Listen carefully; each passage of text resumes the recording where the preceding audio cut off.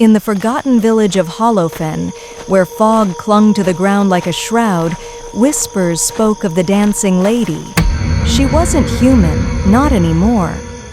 Long ago, she was Eliza, a dancer who performed under moonlit willows, her movements so graceful they bewitched hearts. But jealousy festered in the village. A spurned lover cursed her with dark magic, binding her soul to the earth. Now she danced eternally, her steps a lure for the unwary. Those who saw her never returned the same, if they returned at all. On a chilly October night, 17-year-old Mara wandered past the village's edge, drawn by a strange melody. It was like a music box, warped and slow, drifting from the woods. Her friends had dared her to explore the old willow grove, laughing off tales of the dancing lady. Mara, stubborn and curious, ignored the tightening in her chest. The air grew colder as she stepped into the trees, the melody curling around her like invisible fingers. The grove was silent except for that haunting tune. Mara's flashlight flickered, casting jagged shadows. Then she saw her, Eliza, the dancing lady. She wore a tattered white dress stained with dirt and something darker.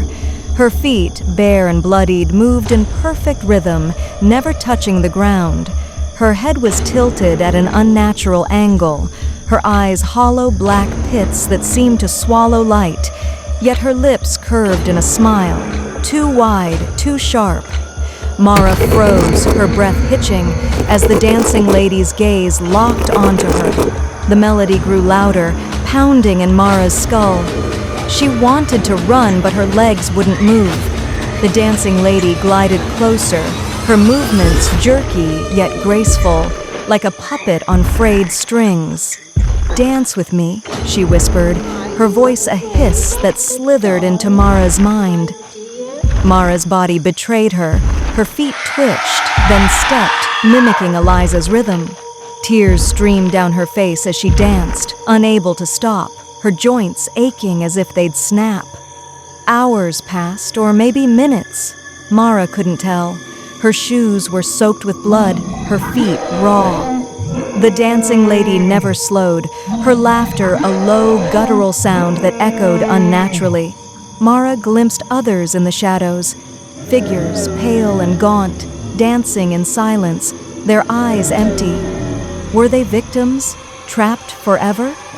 Mara's screams died in her throat as Eliza leaned close, her cold breath grazing Mara's ear. "You're mine now," she said, her voice dripping with glee. Mara's mind frayed, but a spark of defiance flared. She remembered her grandmother's tales of breaking curses with sacrifice. With trembling hands, she tore off her necklace, a silver locket with her mother's photo, and threw it at Eliza. The dancing lady shrieked, a sound like shattering glass, as the locket burned her spectral flesh. The melody faltered, and Mara's legs were hers again. She stumbled back, collapsing as the grove trembled, trees cracking like bones. Mara crawled away, the dancing lady's wails chasing her. The melody faded, replaced by an oppressive silence. She reached the village at dawn, sobbing, her feet leaving bloody prints. The villagers stared, their faces pale, but no one spoke. Mara's friends never mentioned the dare again, yet at night she heard it, the faint, warped music box tune calling her back. She never went near the woods again, but mirrors showed her shadow moving, dancing when she stood still. Years later, Holofen's children whispered of the dancing lady, her curse unbroken. Some said Mara escaped, others that she returned to the grove, unable to resist the tune.